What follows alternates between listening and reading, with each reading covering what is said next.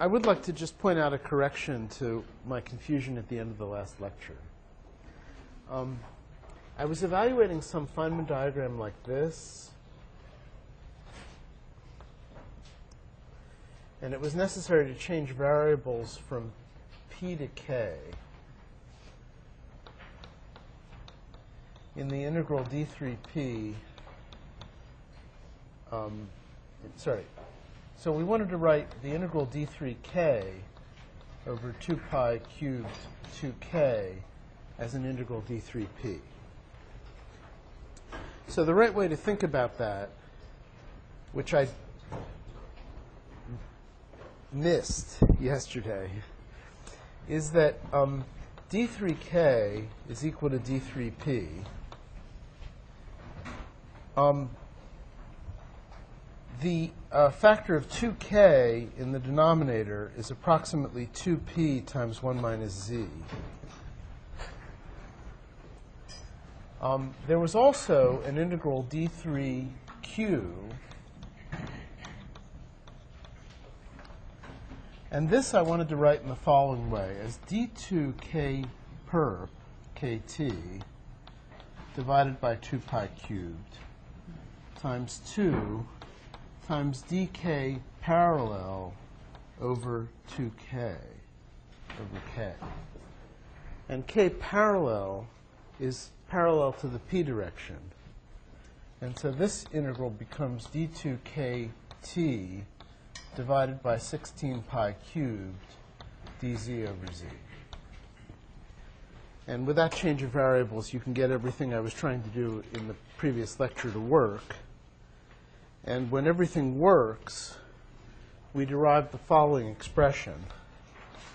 The cross-section for E plus E minus to QQ bar gluon in that region of phase space where the gluon and the quark are almost collinear is equal to the 0th order cross-section for E plus E minus to QQ bar times the integral dkt squared over kt squared times the integral dz times 4/3 alpha s over pi times 1 plus 1 minus z squared over z. And alpha, I need to do something here. This would be a 2 pi. Or I could put the 2 in this integral and take the 2 out of there. So that's the formula that I derived for you at the end of the last hour. Okay, any questions now about this? I'd rather not redo the whole derivation for you, but it's correct in the notes. So I hope now, at least I've told you where I got lost. Yes? What happens to the quark? The gluon. The gluon. It keeps going. Keeps going? Yeah.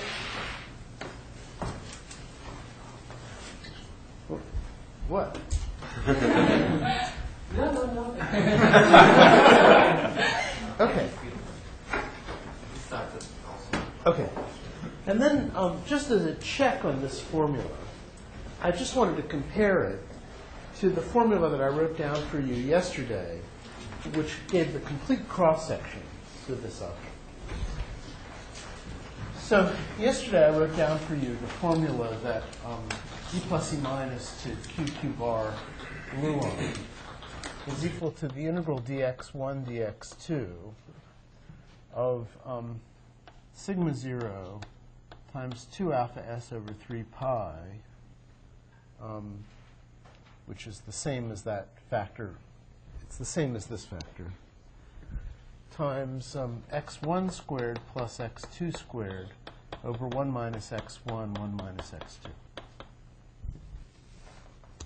And so now you can check the following things, that in this regime that we're talking about, where the quark and the gluon are going like that, and they kind of split up their momentum into fractions z and 1 minus z, and the antiquark is going the other way, x1, which is the momentum fraction of the quark, is just 1 minus z. x2 is very close to 1 because it recoils against these guys. Now, the invariant mass of these guys, k plus q squared, is equal to q squared times 1 minus x2. So to the extent that this is not at its maximum, you're allowed to have some mass in the system. And that means that dx2 over 1 minus x2 is going to be roughly dkt squared over kt squared. And so now I think everything is in place. We have here sigma 0. We have this factor 4/3 alpha s over 2 pi. dx2 and that factor becomes the integral dkt squared over kt squared. The dx1 becomes the integral dz. What's left over here is a z, a 1, and a 1 minus z squared. Okay, excellent. So everything matches up. Okay. The kind of calculation that we did here, I hope you will see, is fairly generic in QCD. The only thing I've really used, aside from the very detailed stuff that led to this part of the formula, was the statement that we have a radiation of a massless thing from another massless thing producing two massless particles in the final state. So generically, we have a process like this where, let me call a quark or a gluon generically a parton. A parton A comes in. It's coming out of some Feynman diagram. And in the process of going out, it radiates a parton B and turns into a parton C. It's always true, if A, B, and C are massless, that if B and C are collinear, this 1 over PA squared will have a singularity. That is, P squared will go to 0 when these guys become collinear. That's exactly the same argument that I gave you yesterday. And so in exactly the same way, we can derive an approximate formula for any process like this, where we're talking about the splitting of A into two massless partons that are approximately collinear. And in the same way as I did here, let me just write that formula. Sigma of something going to BC in the limit where B and C are collinear is approximated by the cross-section for something to make A, the integral dkt squared over kt squared, the integral dz, this was just kinematics. There's always going to be an alpha s over 2 pi. There's some coefficient, which let me bring the 4/3 in this factor, and let me call this some function P of z, and that's the expression. The P of z's are called the Alterelli-Parisi splitting functions.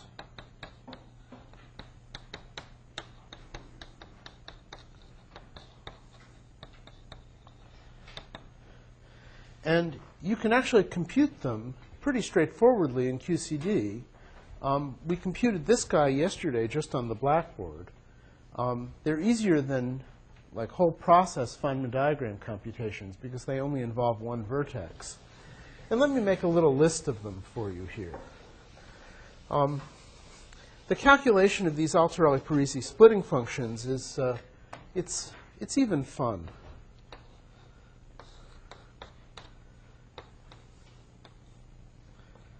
I'm summing over C to get that expression. So it's even fun, and you guys can have this kind of fun in the tutorial tomorrow, I think. So let me make a list of these things. For a quark to split off a gluon, we derive that expression. That's 4/3, 1 plus 1 minus z squared over z. For a quark to split off a quark, that is, for a process like this where the quark lowers its momentum, and of course that would happen by splitting off a gluon, it's just exactly this formula with z and 1 minus z reversed. And now, this has a singularity for a soft gluon. So this has a singularity for a hard quark when z goes to 1. Now, soft gluons we can ignore, but z goes to 1 we typically can't ignore. But there's something that saves you, which is that if I send a quark from z equals 1 to some lower value of z, I lost the quark at z equals 1. And so you actually have to subtract the delta function at z equals 1. And you have to subtract that delta function in such a way that quark number is conserved. So the integral over this expression has to be 0. So you can think of that as a kind of distribution, which is singular at z equals 1, but integrable. And let me not say more about that. There are lots more details about this if you're really curious in the QCD section of my textbook. Then there are several others. We can split a gluon into a quark or an antiquark, and we can split a gluon into a gluon by a process that looks like this. And those things are fun to compute. This is also equal to p of g to an antiquark. This is a half z plus 1 plus z squared, I think. And this one here is the most complicated. Okay, 3 times 1 over z times 1 minus z plus z cubed over 1 minus z plus 1 minus z cubed over z minus, again, some delta function, because if we lost a gluon at z equals 1, we have to account that correctly. And yes? Sorry, I'm not sure what you mean by splitting a quark into a quark. Oh, so what I did here was that keep track of the gluon.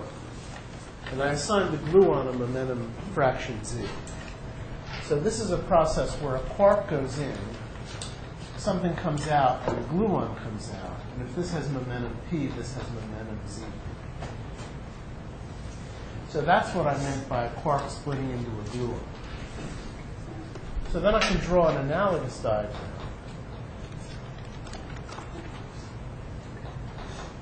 where I split a quark to a quark. And I sum over what's on this side.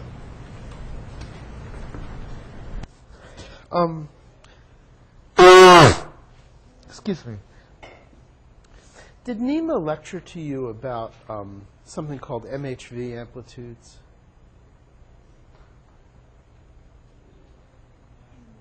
No. Okay. And those things have something to the 4th power in the numerator. Ross remembers this, but nobody else does, probably. So if I wrote these equations as with the same denominator, I would have the 4th power of something in the numerator. And the calculation of this is connected to that theory. So store that away in your head, and when you learn what MHV means, then it'll all become clear. Okay. Okay, now, these formulae have the very important property that they have double singularities. Typically, there's a soft singularity when z goes to 0, and a collinear singularity when kt goes to 0. So if I just did this integral, I would find that the total probability is the square of a logarithm of something, where in the numerator, probably I would have the momentum transfer of the hard process, and in the denominator, I would have some infrared cutoff. And so this is definitely challenging, because the whole magnitude of the process is alpha s over pi times the log squared of q over mu. And alpha s over pi is not such a large number. It's about 1/10. And the square of a logarithm can easily be 10. And so it's not sufficient to just stop at the level of one splitting.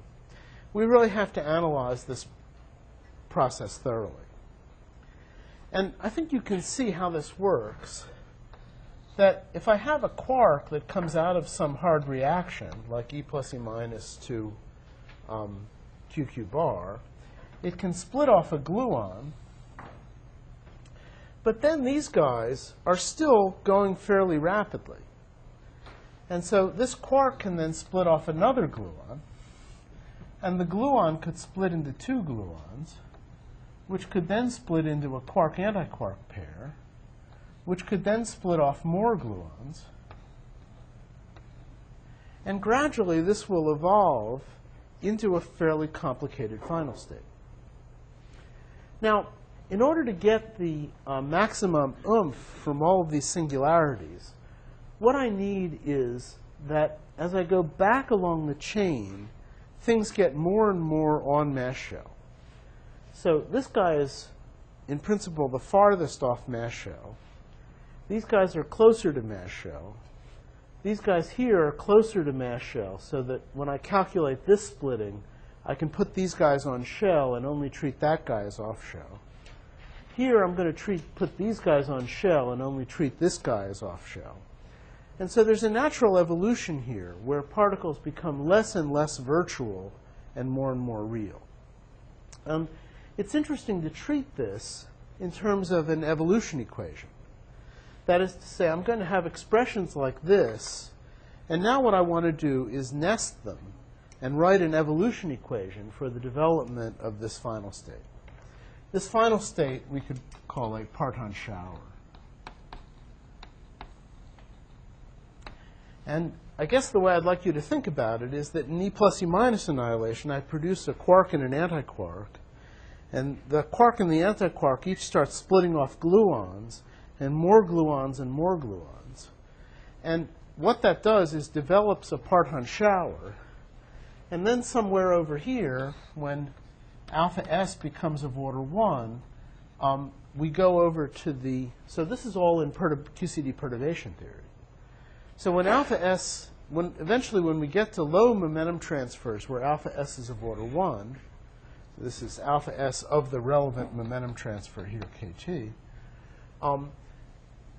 the strong part of the strong interactions will come in. So these guys will start turning into mesons.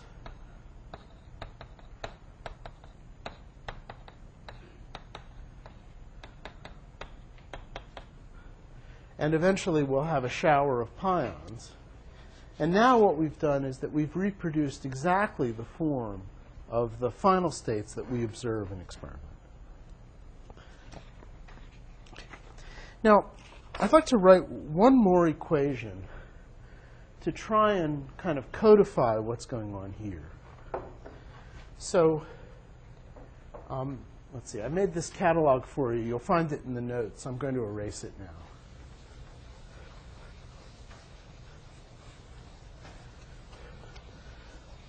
A very convenient thing to do is to define the fragmentation function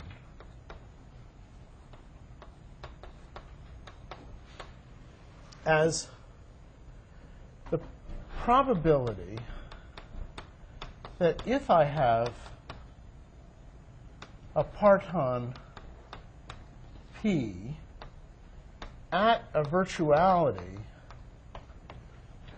kt squared, then in the final state, you have a particle A with momentum fraction z of the momentum of this particle. And so this is naturally integrated over z. So I'll write f p to a of z. And so the picture that you have here is that I have my E plus E minus reaction, and out of that a quark comes out of that reaction. And then all the stuff that I drew in this blackboard happens, and the final result is that a pion comes out. And the pion has momentum which is z times the momentum of the quark. So that's just a definition. And that definition would allow me, if I knew these functions, to compute the spectrum of pions that comes out of E plus E minus annihilation. But now what I'd like to do is to pull back the curtain of what goes on here one layer. So we now know that the first thing that happens is that the quark will emit a gluon, and let's say it stays a quark, and then other things happen, and then that turns into a pion. So the initial momentum here is k. This momentum is w times k, where w is some number between 0 and 1. Let me write z times k. And no, let me write w times k. And then for the quark, I have a fragmentation function that takes me from this point to that point. And that's described by some variable, let's say y. So the momentum of the pion is y times the momentum of the quark, which is w times y times the momentum of the original quark.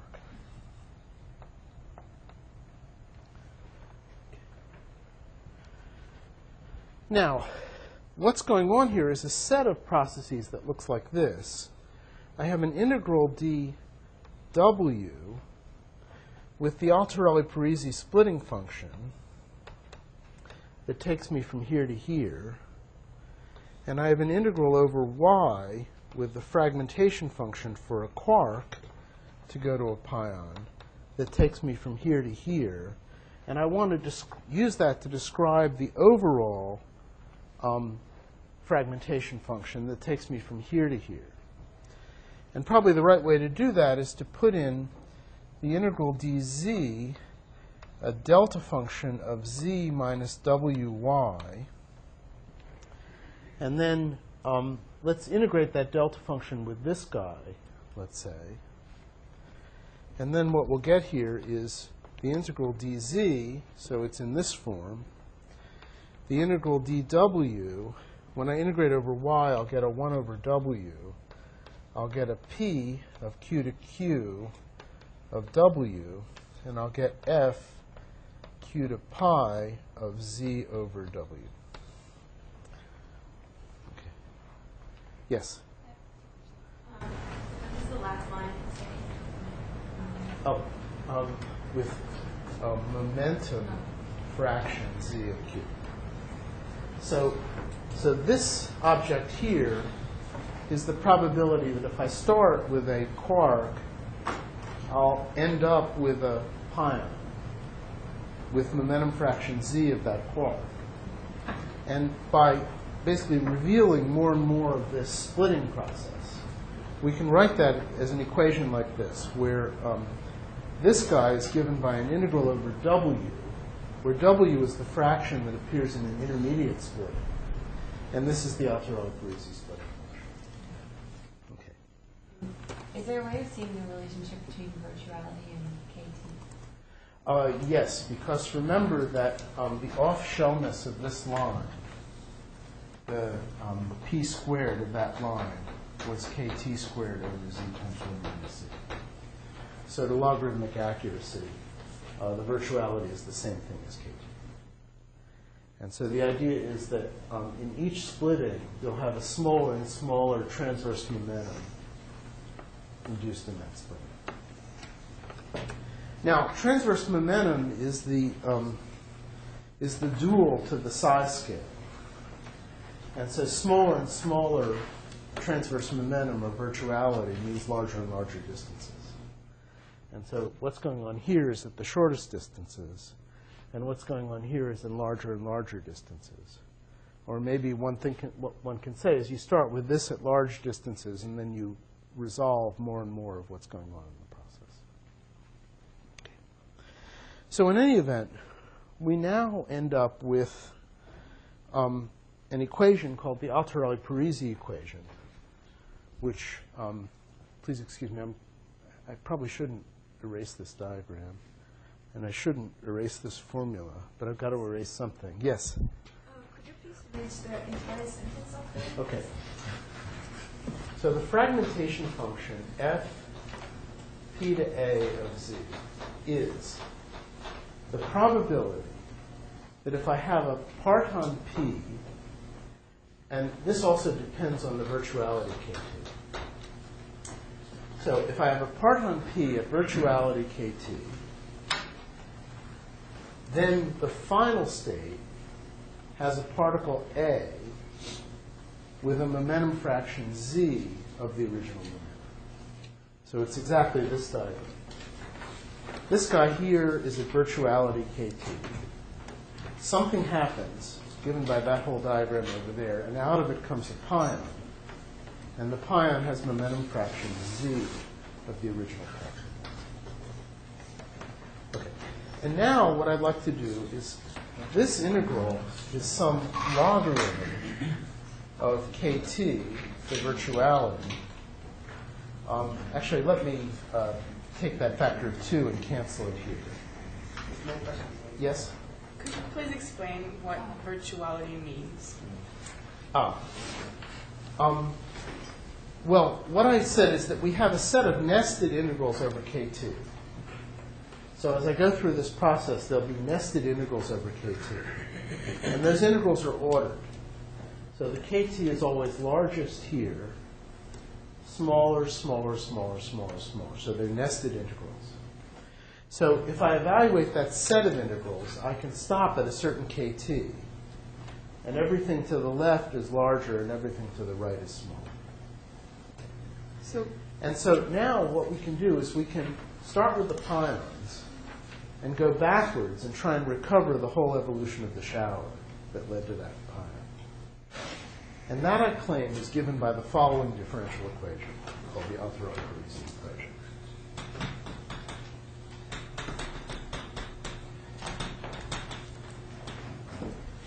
d by d log kt of the fragmentation function for p to a of z and kt is equal to alpha s of kt over pi, the integral that I have there, dw over w, p from p to p prime of w, f of p prime to a of z over w. Okay? So this differential equation encodes the entire process that I've drawn here. And what I would do to compute f of p to a is that I would, for example, look at E plus E minus going to a pion plus anything at a center of mass energy ECM of 1 GeV. And then I would just measure that. And I would get from a quark to a pion some initial condition for this equation. And then if I wanted to compute E plus E minus going to a pion plus anything at ECM is equal to 200 GeV, then I would just add on more processes. So I would start with this initial condition, And then I would consider, for example, the gluon radiation. Maybe this came from a gluon. Maybe that gluon was radiated by another quark, and that's where the initial E plus E minus is. And I would sum up all of these processes using that differential equation. Why did you call KT the virtuality? I still don't. Like it's just the transverse momentum, right? It's just the transverse momentum. But it's also, because of this equation here, it's a measure of how off-shell the various lines in this diagram are. So if the transverse momentum is small, the line is very close to mass shell. And then in the dominant region of the integral, they become farther and farther from mass shell until finally you come to the really hard stuff that's going on when the quarks are created. Okay? So it being off mass shell just means it's closer to the original collision. That's right. And so what that gives is a systematic way of accounting at least this part of the evolution in a complicated process like a Parkland shower. Parkland showers are actually cool to study. Yes? What does it mean, the expression we have f of p times proof way, then 0 will be the common KT? Sorry. Well, this depends on KT. So KT here would be the maximum KT that I've subsumed into this blob that I'm not treating explicitly. And then I could treat a slightly larger interval of KT explicitly by adding one splitting, which I do with this one. In that equation, would you be summing over all the intermediate particles? And you're summing over P prime, yes. All the possible. You'd have to measure all sorts of these fragmentation functions to be able to work backwards to a higher. Yeah, but I guess you could say, well, probably the quark ones are most important at low energy. And then the gluon ones are manufactured by this process. So a gluon splitting to a pion is probably the gluon splitting to quarks and then one of the quarks. But really, you should measure them. You should somehow fit a larger amount of them. Okay. These Parkland showers are really quite interesting. There's a lot of physics associated with them. One of the interesting things is that they are evolution on a log scale in terms of the transverse momentum of the particles, or if you like, the resolution of the shower. And in fact, if alpha s didn't run, if alpha s were a constant, this Parkland shower would be an object would be a fractal. It would be an object with a fractal dimension. So one can study it in that way. In principle, one could also try and model these things by writing a computer program that just generates these splittings one after another. And so in the previous lecture, there were some things called Pythia and Herwig that appeared on some curves that modeled data. And Pythia and Herwig are computer programs that do exactly this. They take the cross-sections for an initial QCD process. They add on a model of this evolution as a Markov process. And they actually generate complicated final states with many quarks and gluons. And then there's some purely phenomenological algorithm that combines the quarks and gluons and splits out pions. That phenomenological algorithm is tuned to data. But then you can tune it to data at one energy and make predictions for other energies based on the Altarelli-Parisi equation. Okay. Now, the last slide that I have among the experimental pictures for yesterday's lecture has an interesting illustration of this. So what I've tried to tell you is that in E plus E minus, we have these complicated final states.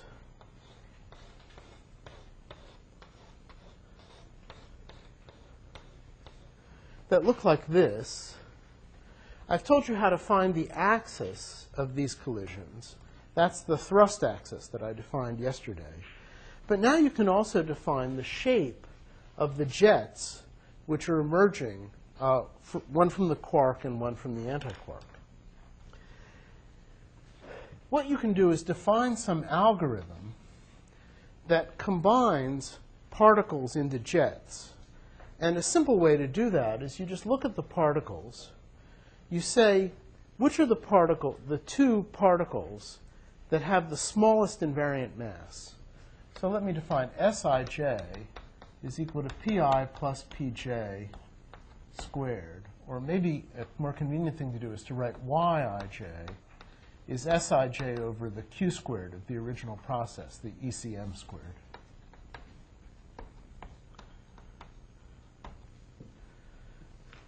And so what I'd like to do is to start with a process like this. I'll find the two lines with the minimum value of Yij, and then I'll combine them into a single particle. So let me draw a somewhat simpler diagram.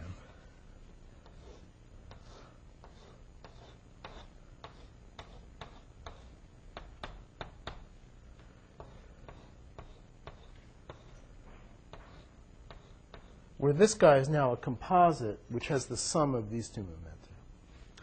Now I'll go through again. I'll find the two particles that have the smallest value of Yij, and I'll combine them into a single particle, and so on. So eventually, at the end of this process, you'll get something that looks like this, and then eventually you'll get something that's just two back-to-back momenta. This particular algorithm is called the Jade algorithm. There are many algorithms to take a complicated final state like that and try and associate particles. And when you're done, what you would call these things are momenta associated with the jets. So from this, by this process, I could build back-to-back momenta that would be the momenta of the quark, representing the momenta of the quark and antiquark. Now the question is, where do you stop? And in the Jade algorithm, what you do is you stop when all Yij are greater than some value called Y cut. And Y cut is basically the minimum mass of a cluster squared with respect to the center of mass energy of the system. So if Y cut is very large, you'll probably go all the way to here. If Y cut is small, you'll stop at some intermediate stage. And so if you ask, how many 2-jet events, 3-jet events, 4-jet events do I have? That depends on the value of Y cut. If Y cut is large, you'll cluster all the way to here, and you only get 2-jet events. If Y cut is small, you might cluster only to here, and then you'd have a lot of 3 and 4-jet events. And the, yes? How is the value of Y cut determined? It can be anything. And so the dependence of the number of jets on Y cut is a test of whether you understand this evolution process. The way back here, the evolution process is non-perturbative, but when you start combining the jets at very large momentum, transverse momentum with respect to one another, you're probing the intermediate steps of the perturbative QCD prime. So now if you look at the last page of the PDF, what you'll see are some comparisons of this algorithm with data, again, done at the Z0. And it actually works pretty well. Y cut is given along the bottom axis. And what you have on these curves are the fractions of events which have 2 jets, 3 jets, and 4 jets according to the Jade algorithm. And what you can see is exactly what I said, that as you go to small values of Y cut, you have more and more 3 and 4 jet events. And you see the data, and then what the data is compared to are two models. On the right, a model which is based on computing Feynman diagrams, and on the left, a model which is based on these computer programs which implement the Altairelli-Parisi equation. So apparently this equation does model in a very interesting way the detailed way in which quarks and gluons split in a part-Hahn shower like that. Okay?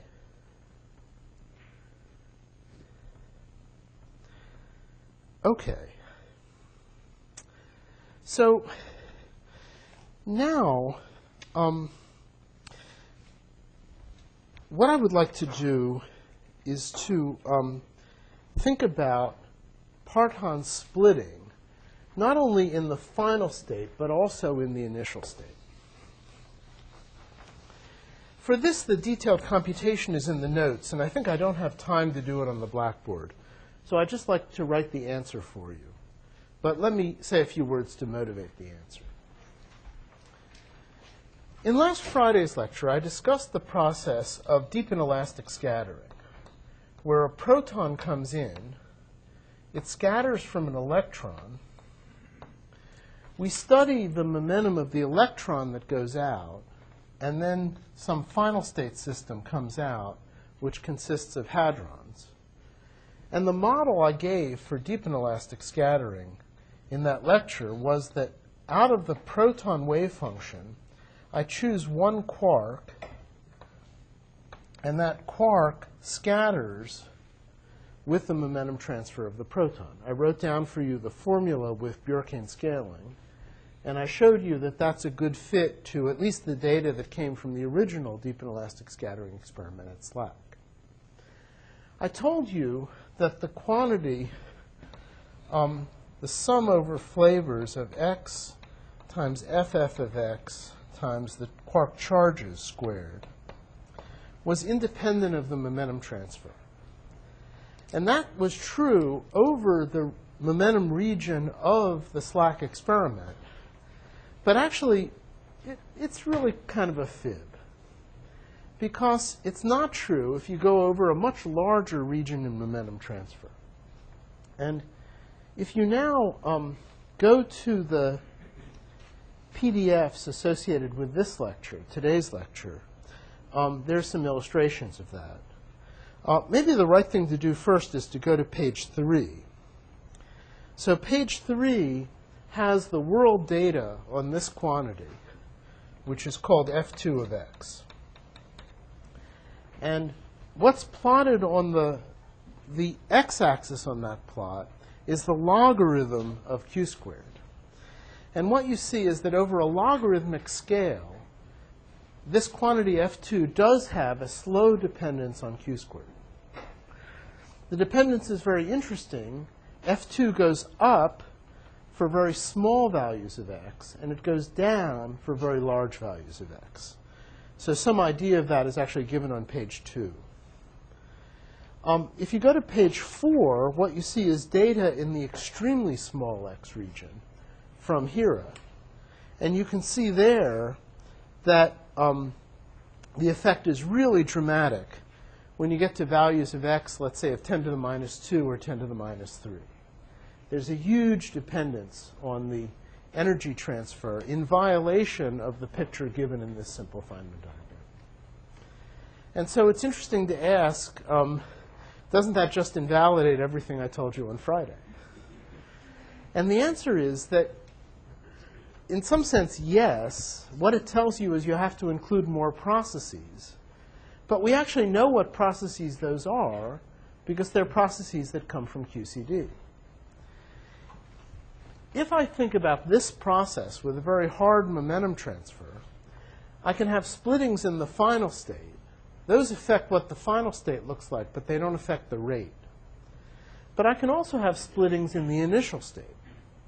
So I also ought to add diagrams that look like this, where the initial quark radiates a collinear gluon before it comes out.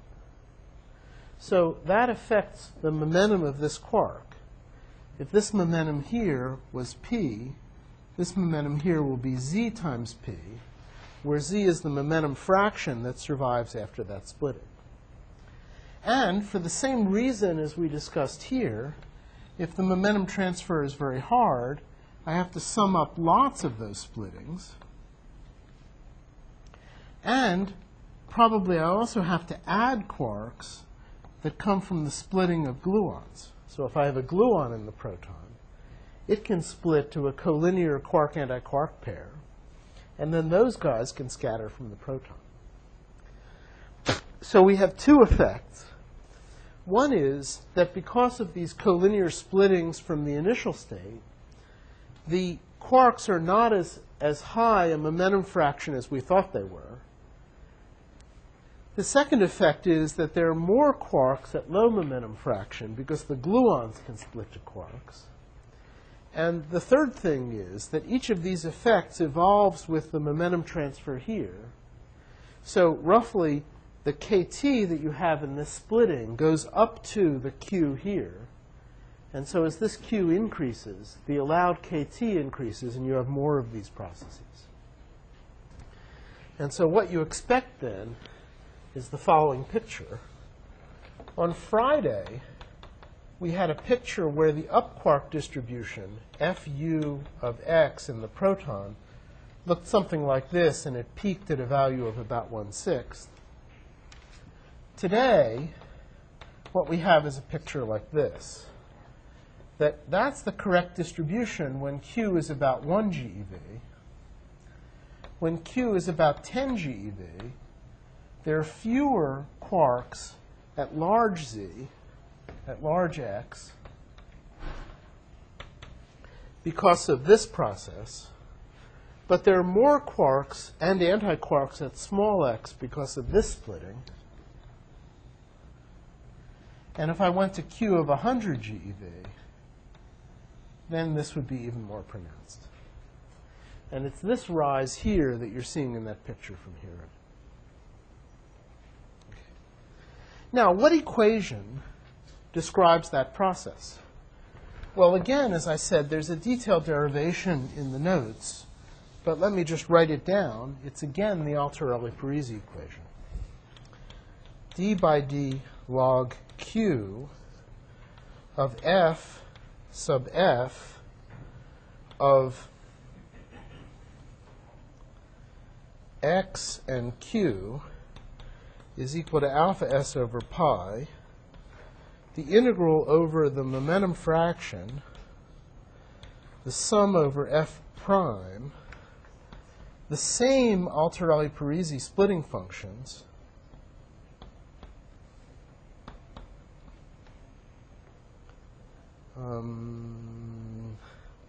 and F prime of Z over W and Q. So this expression in the initial state, summing up the initial state parton shower, it's exactly the same as the one that sums the final state parton shower, except what it's for is the parton distribution of the proton. And if you integrate that equation, what you'll see is an evolution like this as you go from low to high values of Q squared. Yes? Just a clarification, when you use this Altarelli-Parisi equation, you go level by level, right? You Right. Like go along the tree and you write down one for each branching. And That's then right. you integrate. That's right. So for example, I would measure the parton distribution here at slack. And then if I went to some very high energy, at Hira, for example, I'd add on all these gluons using that equation. When I added those gluons, I would have these two effects. Okay. Let's see. Then you can actually try to put together all the data in the world. So I've shown you one compilation of data from deep inelastic scattering experiments, all the way from SLAC to Hira. On page 5, I think, there's some data from neutrino deep inelastic scattering. You guys are going to study neutrino deep inelastic scattering in the problem set. On the next page, there's data from neutrino deep inelastic scattering as a function of Q squared. And again, the evolution is on a log scale in q squared, you can see that the two effects that I described are more pronounced. First of all, neutrinos allow you experimentally to get out to larger values of x. So you can really see the great decrease at large values of x. And then you also see this increase. You don't quite get to as small values of x in neutrinos as with electrons. And so on the basis of that, one can try and fit all the world's data on all hard processes and come to a coherent picture of what the proton looks like. And that's given on page, one more page. And what page is that? Sorry? 8. So if you look on page 8, you have now a picture of the structure of the proton at a Q of 10 GeV, 3.3 GeV, collected by MRST. That's Martin, Roberts, Sterling, and Thorne. So those are some guys who collect the world's data and fit it. And what you see is some kind of outline of the structure of the proton in terms of the distribution of up quarks, down quarks, various kinds of anti-quarks, and also G is the gluon distribution. One very interesting property of that is that the gluon distribution is small. The gluon distribution is very small at large x, and then it just takes off. And the reason for that is that once you get a gluon, the gluons split to other gluons, and this coefficient here is very large. It's something like 6 over z, whereas everybody else has a 4/3 or something like that. So once you start having gluons, the gluons split to gluons, and they make enormous numbers of gluons at small x. So if you collide protons with protons at high energy, you basically have a flashlight of gluons. And most of the things you see are gluons hitting gluons until you get to the very highest values of the momentum fraction. And this, if you like, is the key idea behind the physics of the Large Hadron Collider at CERN. A gluon is a state with no quantum numbers. So a gluon plus a gluon can make anything, including new kinds of particles that we haven't seen before. So if you have a supply of gluons hitting another supply of gluons, you can make all kinds of interesting reactions. So now the last thing I'd like to do in today's lecture is to write down the formulae that would allow you to compute those reactions. I won't have much time to say things about it because I wanted to go on to another topic yesterday, but it's a basic formula. I'd like to write it down. So we talked about the cross-section for E plus E minus going to QQ bar, but we could equally well have a process QQ bar going to E plus E minus, just the time-reversed process. That would be a process in which we, for example, have a proton-proton collision, and an E plus E minus pair comes out, plus other stuff. In QCD, that ought to be generated in the following way. We take a proton, a quark comes out of that. We take another proton, an antiquark comes out of that one. These guys annihilate. This cross-section is the QED cross-section, and an electron-positron pair comes out. And then all kinds of other stuff happens. This process is called the Drell-Yan process. And I'd like to now write down for you the cross-section for the Drell-Yan process. We can do it very easily based on what we know.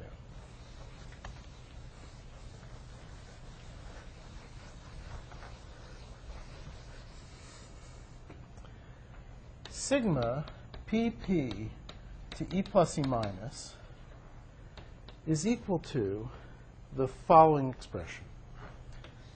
The integral dz1,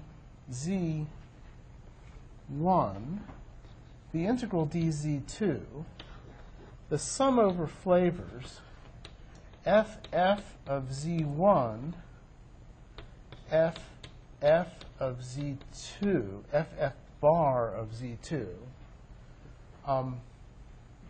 we'll have to sum over both quarks and antiquarks because the antiquark could come from either side. And then over here we would have the cross-section for qf bar to go to e plus e minus. And this cross-section depends on the virtuality of the e plus e minus pair. So let's write q squared is equal to pe plus pe plus squared. So this cross-section we know is 4 pi over 3, 1 over q squared, alpha squared. To go that way, we summed over colors. To go this way, there's a factor of 1/3 because the red quark can only annihilate on the red antiquark and vice versa. And then qf squared, the quark charge. And then something very important, we have to evaluate these guys at the evolved Parkland distributions appropriate to the hardness of the reaction. So if we go to higher and higher values of Q, we'll have more and more antiquarks from this big sea of antiquarks at small x, and this cross-section will rise dramatically. That effect has actually been observed at the LHC. Okay. In principle, then, we could evaluate any strong interaction cross-section in this way. For example, sigma pp going to 2 jets. So that's a reaction where protons come in, and then we see some jets of particles going out in 2 directions. Maybe more typically it would look like this, because one of the initiating partons would probably have higher momentum than the other. And that would be given by a similar formula. We sum over F1 and F2. Now this is summed over all kinds of quarks, antiquarks, and gluons. FF1 of Z1 and Q, FF2 of Z2 and Q, times the cross-section, maybe if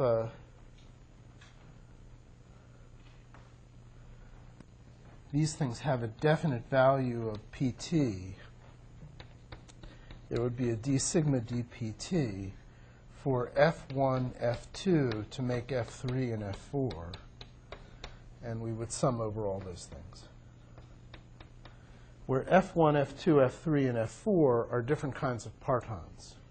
For example, glue-glue going to glue-glue is the thing that typically dominates this for very high energy PP reactions.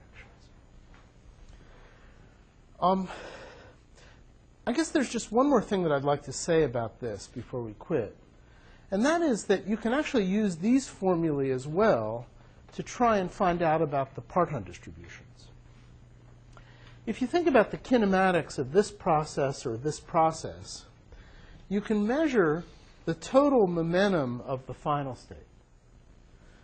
So that momentum is a total momentum Q, and by observing, let's say here, the electron-positron pair, you measure the 4 vector of Q. So I can write Q as the following expression, as Q plus times this vector plus Q minus times this vector plus some KT, momentum transverse to the beam axis. In general, KT will be much smaller than these components because in the lowest order process there is no transverse momentum. Transverse momentum is generated if you, for example, radiate a gluon from this guy. But that's a higher order QCD process. So what we want to do is measure Q plus and Q minus. Now Q plus comes entirely from this guy.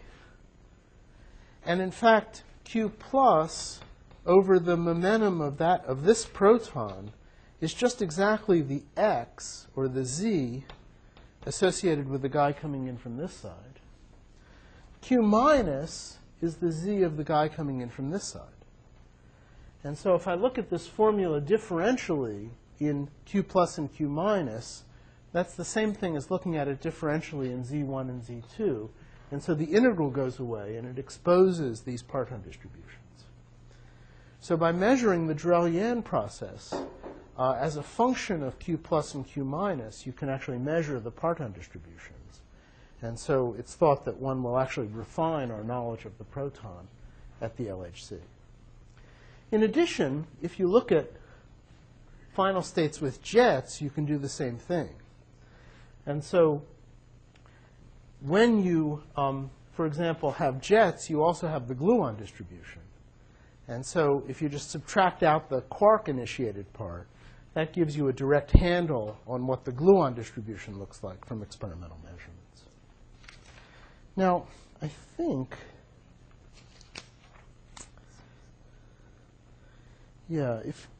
let's just turn all the way to the end of the figures here. There's some other interesting figures, but you guys can ask me about them if you're curious. Let's see.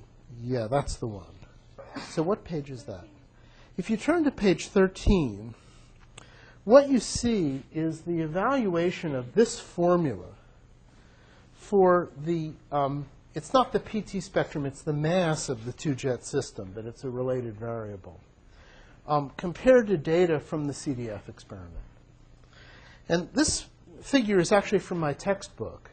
So it's just actually the lowest order in QCD formula, just exactly this formula.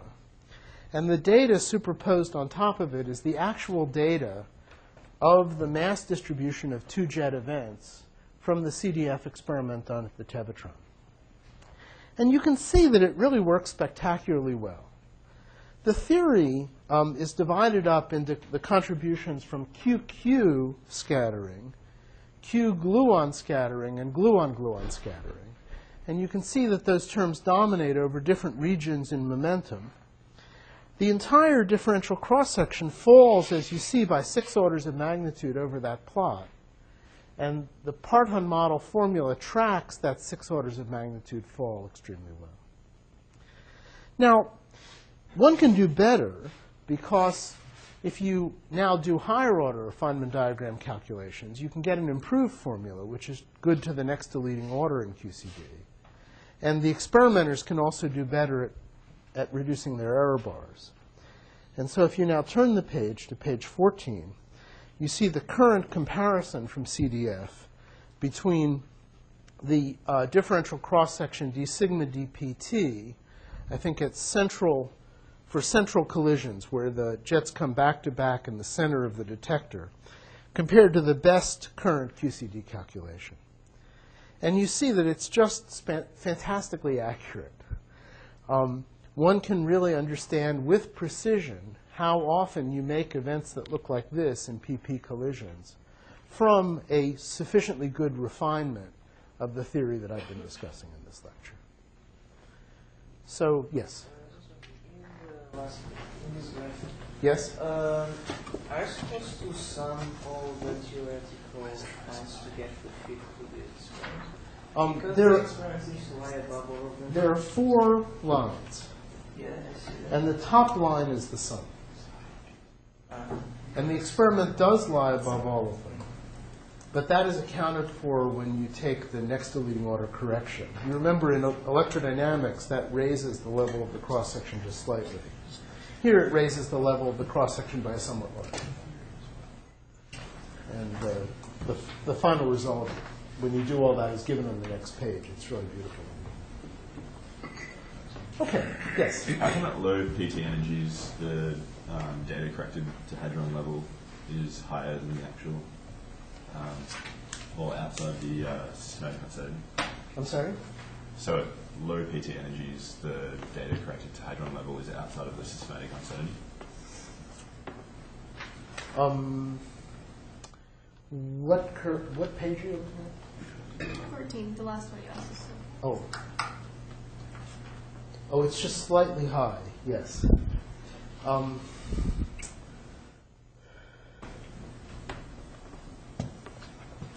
I think I'm not going to apologize for that. No, I was just wondering if there was. That's normal, right? Like sometimes you'll get something that's more than a standard deviation Yeah. away from it. It just appears that it's Yeah, no, lower energies. it looks kind of like a systematic effect. And there are more complicated things you should say about the very low PT part of that distribution that we should talk about offline. So there's actually some kind of theoretical explanation there, which would take a little more time than I have to give you. But what you said is absolutely right. If you look at data, if there are that many data points, there's always one that's more than a signal away from the data, so you shouldn't worry about it. Other questions? This is actually the end of my discussion of perturbative QCD. We have to move fast in this course, so I'm going to go to another topic tomorrow. So if you have more questions about this stuff, ask me offline. Thanks a lot.